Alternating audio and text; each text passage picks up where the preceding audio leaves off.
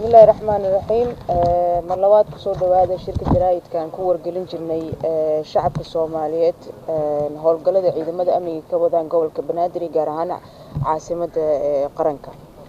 Ciidamada amniga kaashanaya shacabka Soomaaliyeed waxay wadaan howlgallo lagu sugayo amniga caasimadda iyo guud ahaan dalka, waxaana ka soo hooyay horumar la taaban karo. sidoo kale howlgallada ciidamada waxaa u suura gashay inay soo qabtaan 20 meeyo eedeysane oo lagu tuhmayo inay ka mid yihiin argixisada.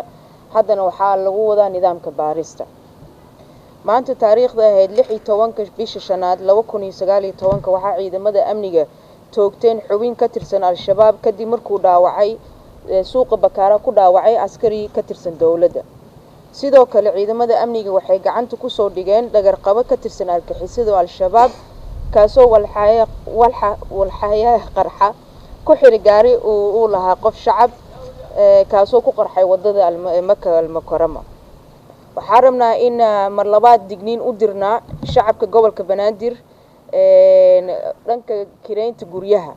milkiilihii guri lagu soo qabto dad ama agab lid ku ah amniga waxaa la tiigsan doonaa sharciga.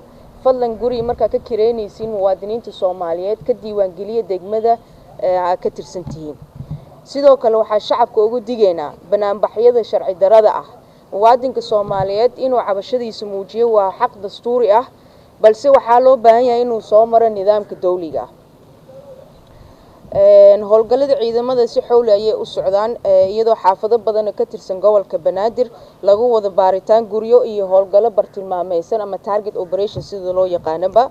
waxaa mahad balaaran u soo jeedinaynaa bulshada Soomaaliyeed oo si taxane ah nala soo wadaaga wixii amni darro ah oo la kulmo iyo xogag badan taasoo sahashay inaan ka gaarno howlgallo oo hadda ka socdo caasimadda.